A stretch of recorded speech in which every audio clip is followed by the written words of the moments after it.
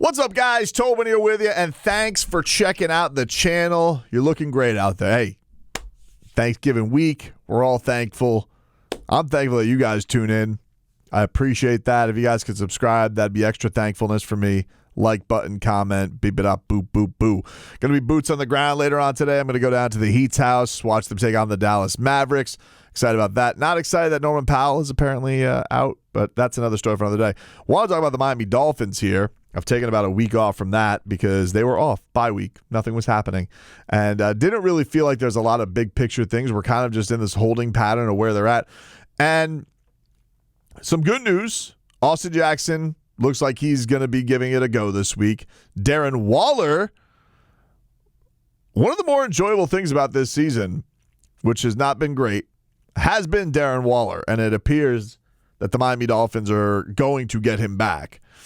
It seems like his practice window is going to open up, and that's great. Austin Jackson being back is going to be interesting because the line's been playing pretty good. I think that's one of the crazy things. The line has been playing pretty good for the Miami Dolphins, and so now you have a guy who's probably, I guess credentials-wise, your most talented.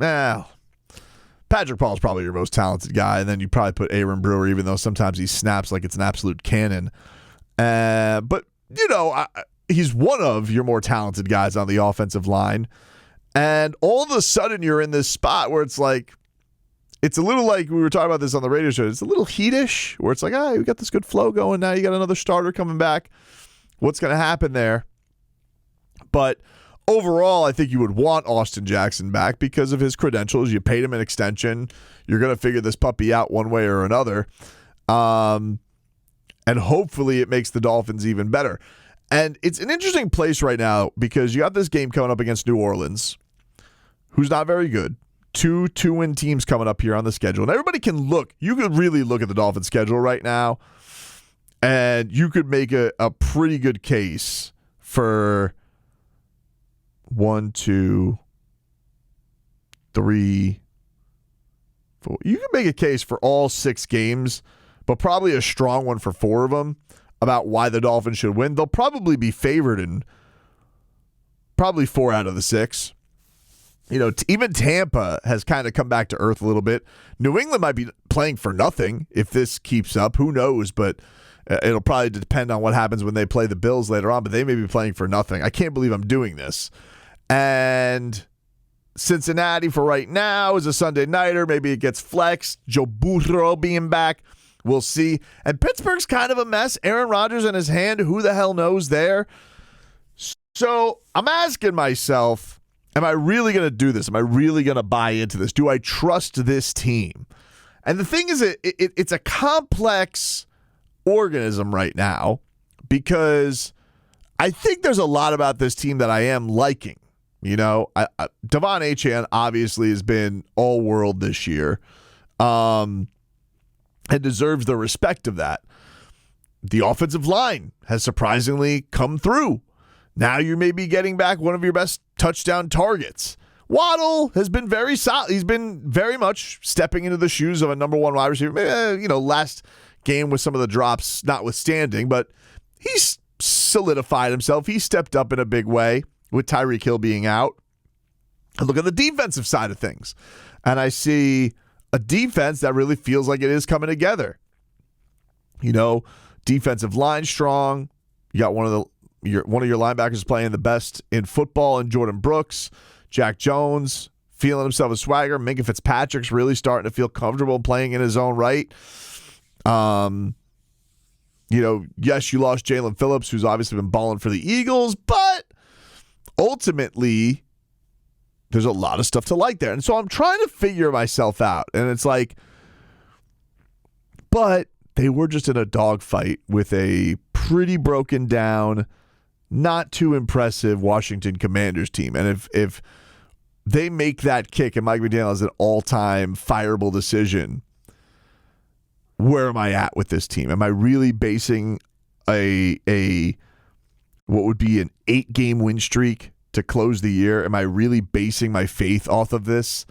And Josh Allen having the worst game we've ever seen him play against the Miami Dolphins in his life. Am I really doing that?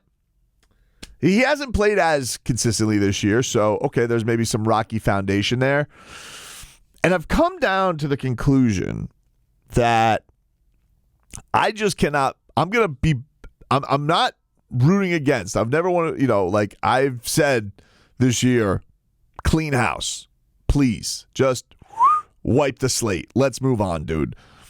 And I'm still more in the camp of, hey, I need to be shown a lot more. This is going to have to take a miracle run out of miracle. And I'm talking miracle run, and you got to make the playoffs. Not just, oh, we finished good. Let me tell you something right now.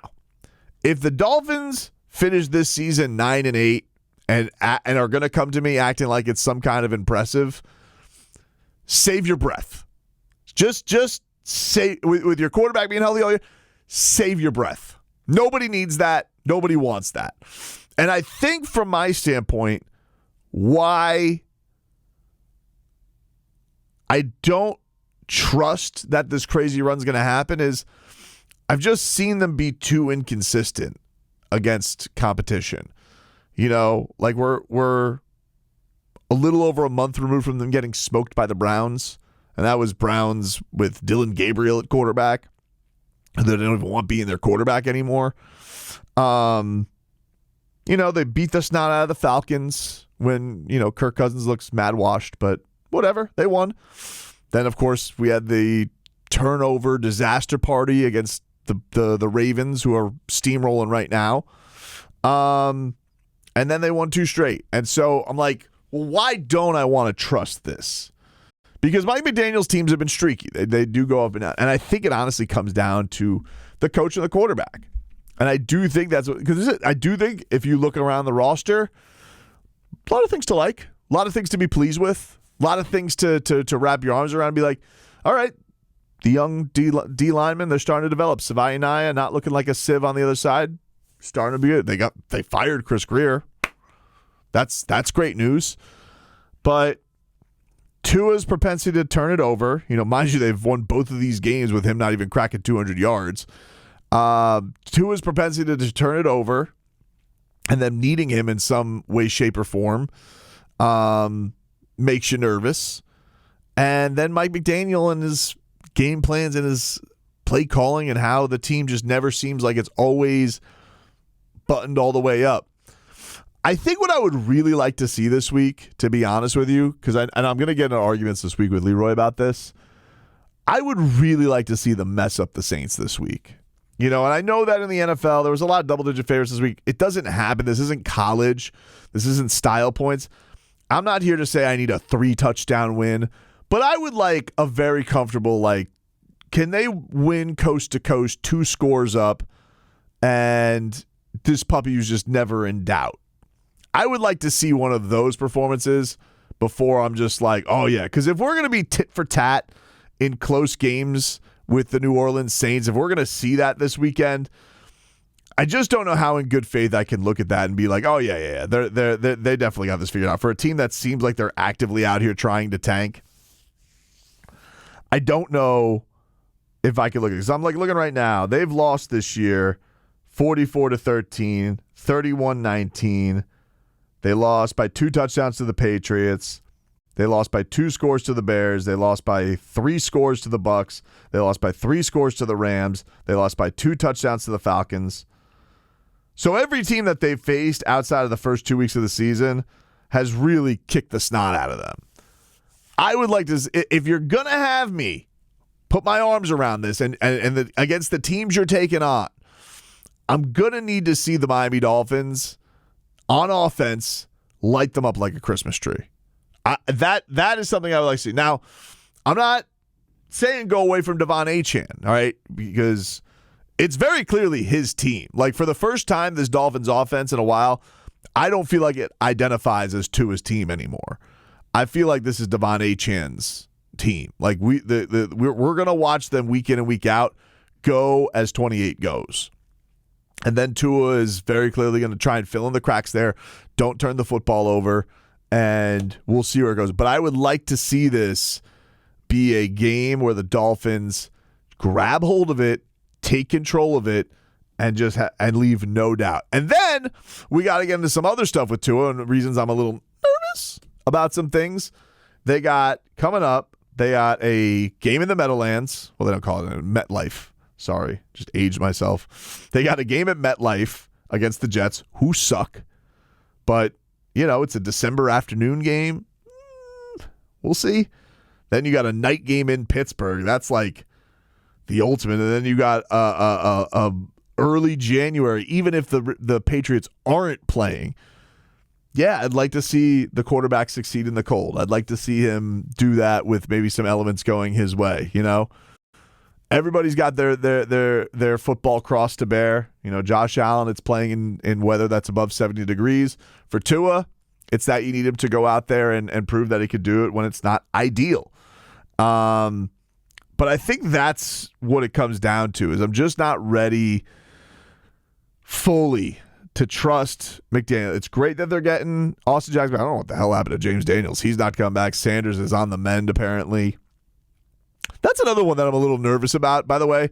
I'm a little nervous about a kicker coming in. I know Jason Sanders, people have about faced on their trust on him. They're more in on Jason Sanders. Nobody's a little nervous about a kicker coming in just like 3/4 through the season and being like, hey, kick cold, dude, off the groin injury. Like,